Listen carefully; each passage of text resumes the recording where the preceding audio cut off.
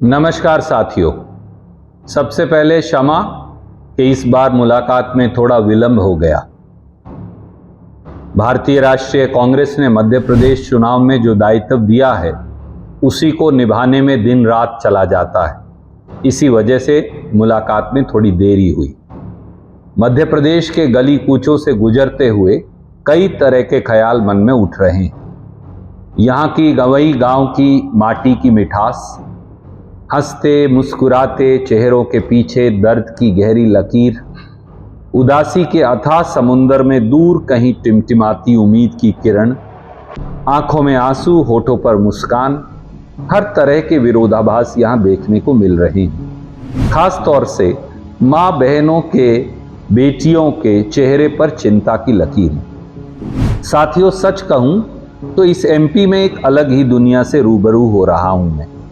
लोग इतने प्यारे, इतने भोले कि वो अपना बुरा करने वाले के खिलाफ बुरा सोचने तक के लिए तैयार नहीं। किसी के मन में किसी तरह का कोई छल कपट नहीं, किसी तरह का छल फरेब नहीं। सब मां नर्मदे की शीतल सुखद धारा के समान शांत स्वभाव के। सब महाकाल के महाप्रसाद को माथे से लगाए हुए महासंतुष्ट। हैरानी इस बात पर हो रही है कि ऐसे सीधे साधे सरल लोगों को भी बीजेपी बख्श नहीं रही। उन्हें अपने छल, प्रपंच, घपला, घोटाला में ऐसे उलझा रही है कि वो अपनी सांसों को ही शिवराज सरकार की सौगात मान बैठे। गरीबी और भूखमरी का आलम ये कि गांव देहात के ज्यादातर घरों का चूल्हा ही उदास रहता है।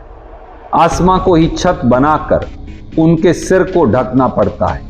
धरती माता को ही अधिकतर लोगों को थपकी देकर सुलाना पड़ता है, क्योंकि आशियाने की तंगी है। कहने के लिए तो शिवराज सिंह मध्य प्रदेश के मामा हैं। याद करिए, मामा शब्द दो माँ से बना है, माँ और माँ, मतलब दो माँ की ममता समेटे हुए शब्द है मामा। लेकिन उसी मामा के राज में हर रोज 18 बलात्कार होते हैं पिछले 18 साल से। देश में सबसे ज्यादा लड़कियां मध्य प्रदेश से नदारद। संसद में मोदी जी की सरकार ने बताया कि 3 साल में 2 लाख बेटियां गुम हो गई। कहां गई हमारी बेटियां? क्या मासूम बच्चे और बच्चियों की खरीद फरोख्त का धंधा सरकार की मिलीभगत से चल रहा है? ये सबसे ज्यादा चिंता का विषय है अगर ये सच है तो। जब मुझे खबर मिली कि मध्य प्रदेश के कई इलाकों में बच्चे और बच्चियों के साथ ये हो रहा है तो एक बार भी तो मुझे विश्वास नहीं हुआ। लेकिन लगता है कि खबर सही है।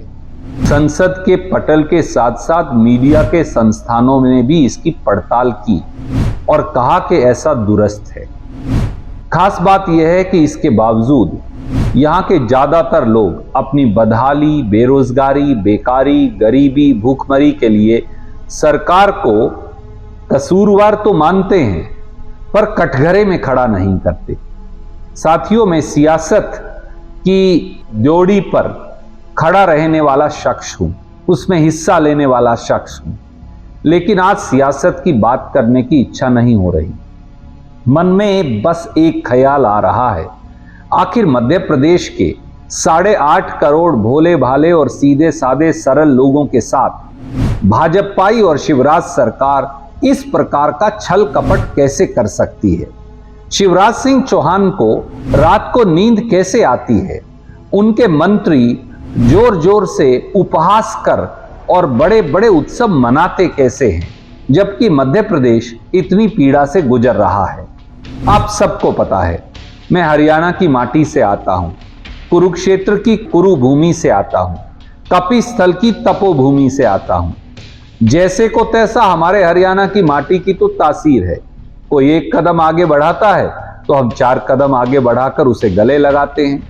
लेकिन कभी कोई एक सुनाता है तो हरियाणा के लोग तो उसे 4 सुनाने में चूकते भी नहीं।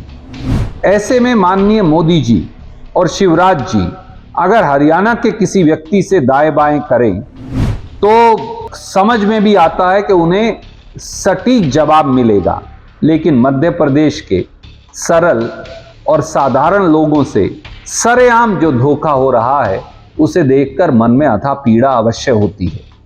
कैसे उन्होंने डबल इंजन सरकार में डबल विकास, सबकी आय दुगनी कर देंगे, महिलाओं को डबल सुरक्षा करेंगे, मध्य प्रदेश को नंबर 1 बनाएंगे, ये तो जुबां पुरुष हैं। अगर मैं ये सही कह रहा हूं तो ये गपोड़ शंख है, और गपोड़ शंख रेडियो गप्पिस्तान चला रहे हैं। रिश्ता बनाकर राजनीति के गेम में इन्होंने महाकाल तक को नहीं बख्शा। महाकाल का परम भक्त, महाकाल परिसर में कंठी माला और भभूत लगाकर फोटो सेशन पर फोटो सेशन, लेकिन उसी महाकाल प्रोजेक्ट में 50-50% का कट और कमीशन।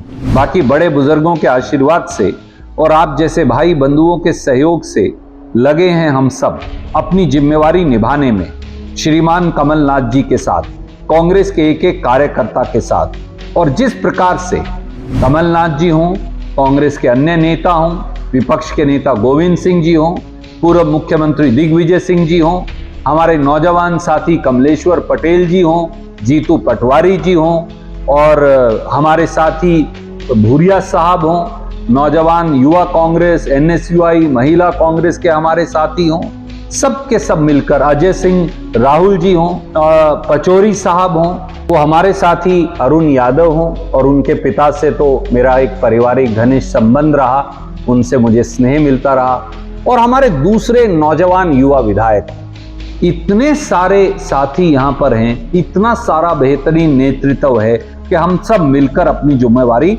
लगाने में लगे हैं। तो हिमाचल और कर्नाटक के बाद यहां के चुनाव में भी कांग्रेस पार्टी अपनी अहम जिम्मेवारी निभाएगी। ईश्वर के आशीर्वाद के लिए प्रार्थना कीजिए, दुआ कीजिए कि कांग्रेस पार्टी और हम सब आपकी उम्मीदों पर खरा उतरें। नमस्कार।